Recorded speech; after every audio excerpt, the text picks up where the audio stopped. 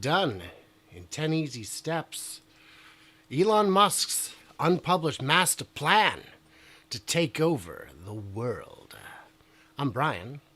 Welcome to my Tesla weekend. Almost didn't get up. It's early here. It's so early. My phone wasn't on the charger. It was at 1% when the alarm went off.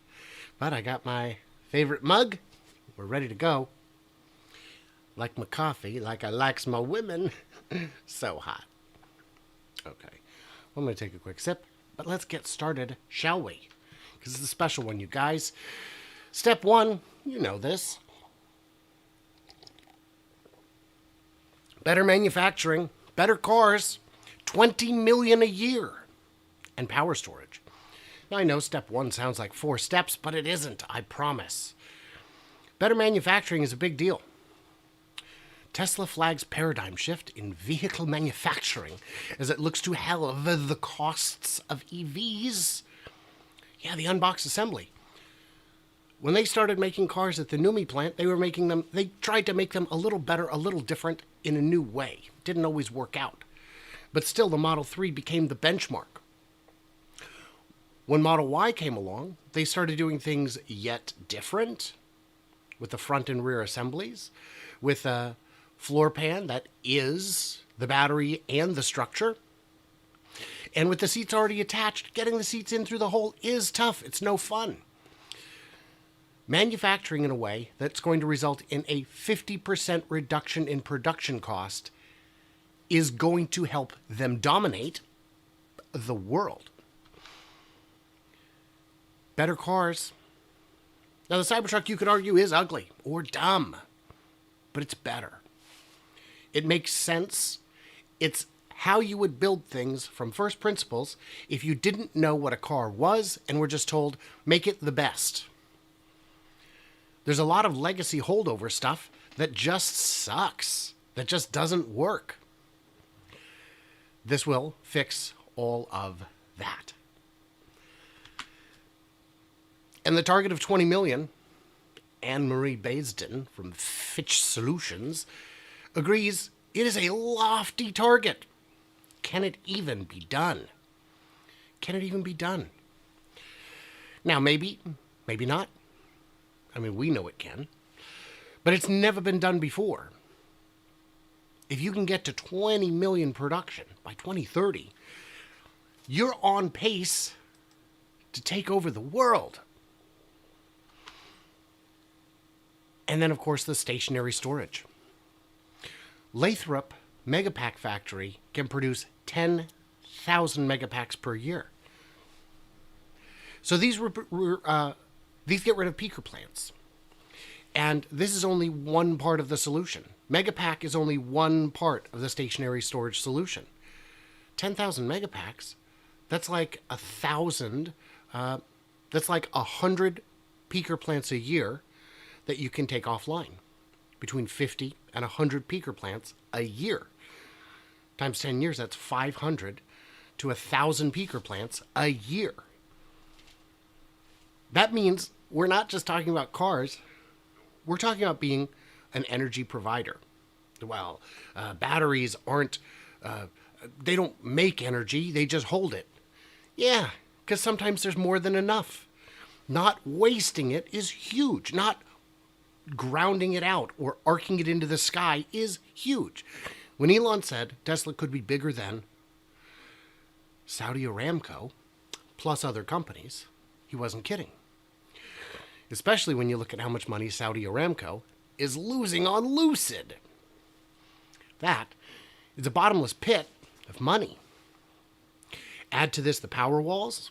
Add to this the possibility of using vehicles for grid scale storage. That's huge. And it's only step one. Should say hello to everyone this morning. Good morning, Mark. Rob Markovich. See? I'm tired. Good morning, JJ. Good April Fool's video. I don't see the joke yet, but I'm sure it's in here somewhere. Step 2. SpaceX Starlink Starship. SpaceX is impossible. You cannot do it. Elon says this year, 80% of Earth's payload to orbit will be provided by SpaceX. And this is on the old philosophy. There was a great video, I should have pulled it up, an animation showing just how many launches SpaceX does just from Florida. And it is a ton. It is an absolute ton. And it could be 99.99% by 2026. Now, that's not healthy for one company to have that much market share. But they didn't do it by crushing the competition. They did it by outcompeting them, by charging less for the same service, by having the most reliable rocket system in history. You could argue that the Saturn V was more reliable because it had 0 failures, but it only had, 10 launches? This is insanely reliable. If you control everyone's access to space, you've got a big chunk of taking over the world. And that's just the SpaceX part. We haven't even gotten to the Starlink part. This is how many satellites Starlink currently has. It's about 3,000, isn't it? These trains are ones that have been launched recently, so recently that they have not yet had a chance to get all the way to their orbits. Over half the satellites in the sky are owned by SpaceX, and half of SpaceX is owned by Elon Musk. If you wanted to take over the world, this would be a good way to do it. He's controlling the sky. I mean, maybe not controlling. But I'm just glad that he has noble goals. Because if he didn't, oh boy.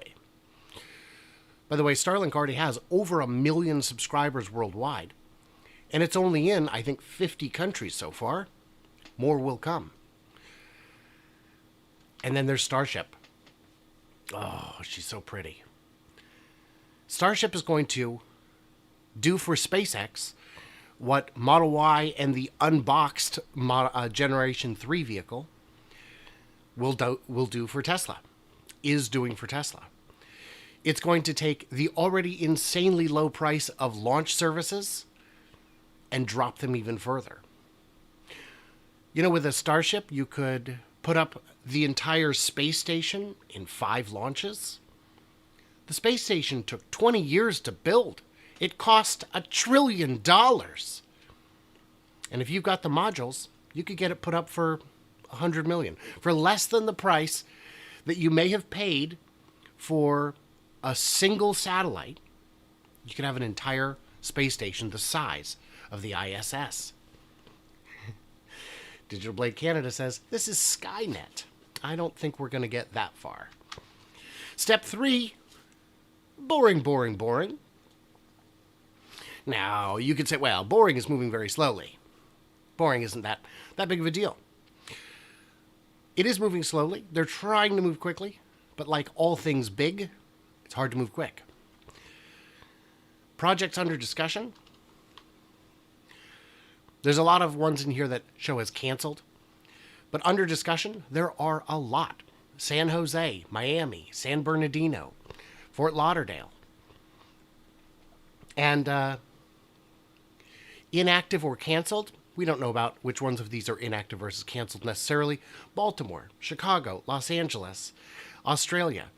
And we know in Texas they're planning to build one that would not only connect the downtown but to the airport, but it also may run all the way out to the factory because it's only another couple miles. We got the equipment. But you know what it costs to tunnel miles? Well, if you're the boring company, it's not that much. It's something like 10 to 15 million. What is it? In LA, it was $2 billion for 2.5 miles. That's not good. Boring tunnel aims to be cheaper. Something more like 10 to 15 million dollars a mile. There it is, 10 to 15 million per mile. That's a bargain, my friend. That's a bargain. If you can make tunnels that cheap, why would anyone do anything else? And there's hesitation right now because the cars are not yet autonomous. But that's coming too. And yeah, subways and light rail cost 2 to 7 times more to build in the US than Europe or Japan. $2.6 billion a mile in New York. Between 100 million and a billion. That's insane. Boring Company can do it for 10 to 15 million. You're going to take over the world. Step 4, Neurolink, which has the mobility feature, the interface with the human brain. And at this point, we're going to say, Dojo, take the wheel.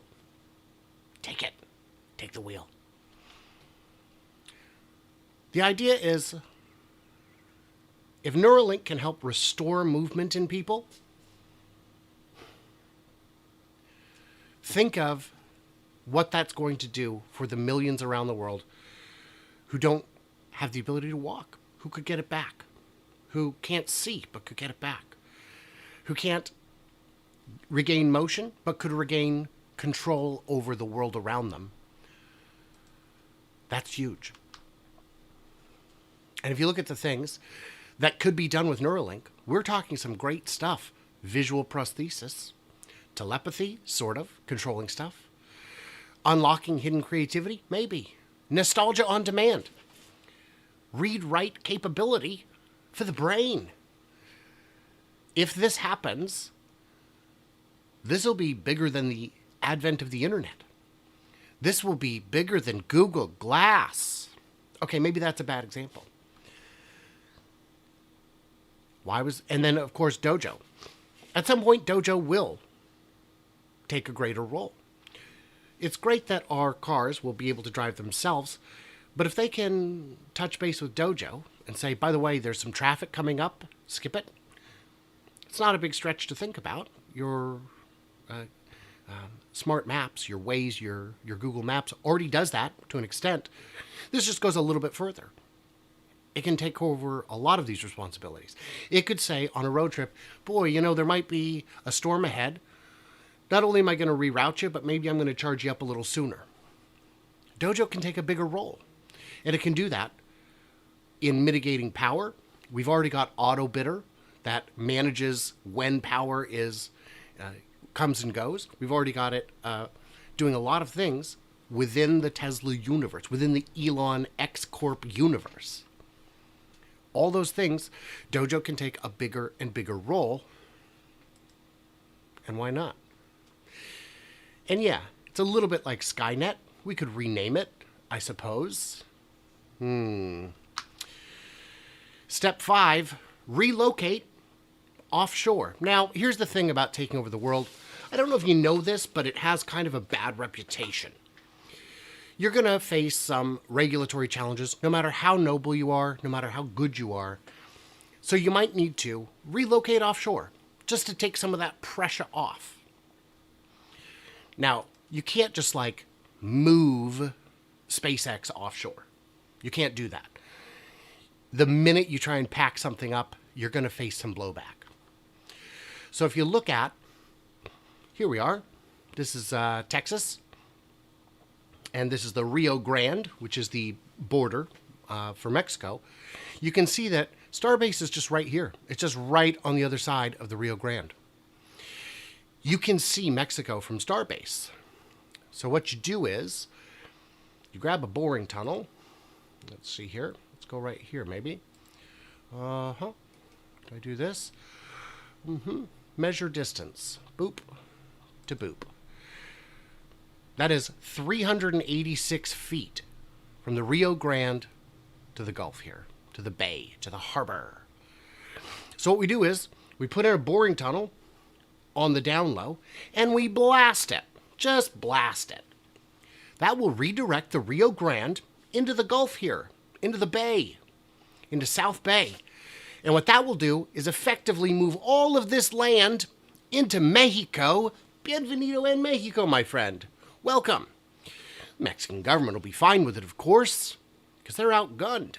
And the U.S. government, well, they won't really have a choice. So there you go. SpaceX is now in Mexico. Pretty sure that's a good idea. Pretty sure that would work.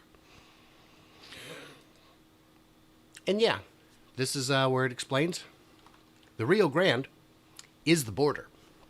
It's the border. And you could argue, well, yeah, but we're not gonna do that. We're gonna change it so that too late. I'm in Mexico. And you think, well, what about Tesla? Well, there's this nice fault here. It'd be a shame if somebody were to put a boring tunnel the length of it, give it a nice hot charge. I'm not saying we're going to do that. Yeah, but Brian, Fremont is on the wrong side of it. My friend, this is California. You got your choice of faults. Pick and choose. Just pick a fault and definitely don't blast it. We're not going to blast it. I'm not saying that. No one is saying that. But if we did, I'm just saying, we could. But don't do that. Don't do that. So step 6, because you've made some enemies now. Powerful enemies, perhaps. We just need to quiet down the international concerns. We just need to make sure that our international partners, corporations, countries, heads of state understand that we are friends, that Elon is not trying to step on toes. So the best way, what's the best form of diplomacy? Gifts. What Elon could do is donate a monument to all these countries. Don't even tell them you're going to do it. Just give them the gift. Give them a Falcon 9. Don't tell them it's coming. Just park it in front of their business, their office, their capital. Put it in the towns. Put it in the middle of Red Square. Just launch it, light it, and park it. Congratulations, my friend. You've been given a gift. Don't approach it. Don't touch it. It's just there as a symbol of peace. Step 6. It's good. I like it. Step 7. I'm doing a live thing. Sorry. Okay. Step 7. Happy communications and a happy grid. That's all we need. That's all we need. The path to a happy world is having happy communication and a happy grid. And I'm not saying Starlink will fail. I'm saying it could fail. And we don't want that. Nobody wants that. Do you want that? Mr. Prime Minister? And I'm not saying that the power grid will fail. I'm saying it could. We wouldn't want anything bad to happen. It's a nice looking grid you got there. Be a shame if something happened to it. But nothing will. Nothing will. That's the important part to remember. Step 8. Ending traffic. Saving lives in safe cities. Do you know how little it takes to create traffic? Why do traffic jams sometimes form for no reason? You've seen it before. Big slowdown. You get to the front, there's nothing there. It only takes 1 or 2 cars slowing down to back up the entire system. It only takes 1 car blocking an intersection to create gridlock. Be a shame if that happened, huh? Definitely be a shame if that happened. Certainly be a shame if there were 100 million cars that all of a sudden decided to create traffic or kill the drivers and the pedestrians. You don't want that. Definitely don't want that. A trolley problem with cars? No, we're past that. That definitely wouldn't happen. It definitely wouldn't happen. And then, of course, you've got just the safety. There's tunnels under every city. Someone's job is to make sure that there are no bombs filling these tunnels.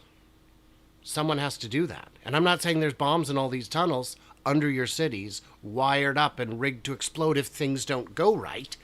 I'm definitely not saying that. I'm saying we don't have to hire policemen in goofy little rail cars to drive around and say, slow down. That definitely isn't going to happen. Definitely not. Step 9, no more armies and a rapid response team to global disasters. It's the bots. You don't need people. You don't need people out fighting each other anymore. People fighting people is crazy. No, what you need is an endless supply of bots. Now, bots are designed to not be more powerful than a human. They'd have to outnumber you 3-1 to conquer you. But they can. And I'm not saying we're going to build enough to outnumber you 3-1, but we can. And the good news is no one has ever seen any problems like this coming. No one's ever anticipated concerns with these kinds of things. And you would definitely never see, situations where it gets a little out of hand. But if it did, boy, I'd sure like to be on the right side. I'd sure like to have the correct folks with me, because they could be deployed like this. Rapid response. Global disaster, deploy them. They're there in a matter of hours. We've got cars to deploy them. We've got planes to deploy them. We've got any shipping method. They can walk. They can take rockets to get there. A Starship full of bots could be deployed anywhere globally in 20 minutes. You could have 10,000 of these crazy buggers running around helping you. Definitely helping. Definitely not keeping things in order. And things wouldn't get out of hand. Things would fall in line because of the implication. Step 10, bloodshed ends thanks to like-minded leaders. Again, none of those bad things are going to happen. We know that. No one's going to cause problems when they understand the implication. And we know they won't happen because members of Congress, Parliament, leadership around the world will all have Neurolink. Yeah, they'll all have Neurolink, and we can just make sure that they go along. Why not? Why wouldn't they go along? Not because of the threats of violence. There are no threats of violence. No. But because they all had the same idea. This is a good idea.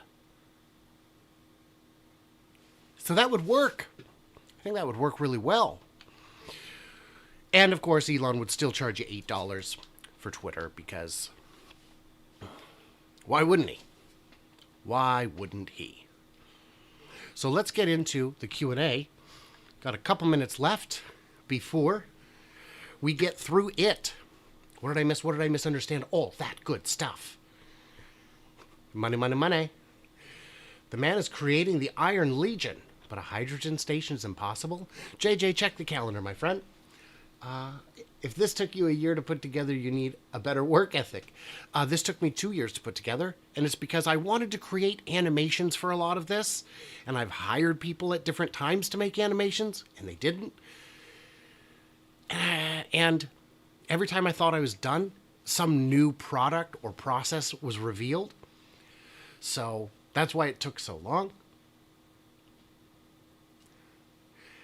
How do I get the last 20-something minutes of my life back? You don't. You rewind and play again. That's a good answer. That's a good answer. Moving SpaceX offshore would have problems with ITAR. Yes. Yes. But, unstoppable force with the employees being the X factor. For sure. For sure. I can tell you that the work ethic I have seen from employees every day has the focus and dedication of the big project day. I saw them working at a hotel before Investor Day, and I said, wow, with Investor Day looming, these guys are really focused and really dedicated.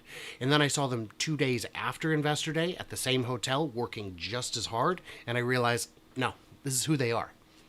This is what they do. Low orbit equals high ground of low latency. Oh yes, they can get data around quicker than anyone else, even ground stations. Yeah. Mm-hmm. Oh, Rob noticed that I have passed 20,000 subscribers. Yes, thank you. It's been a road, man. It's been a road. Okay, we are just about there. Yeah, we're just about there. If there are any comments, now would be the time to get them in.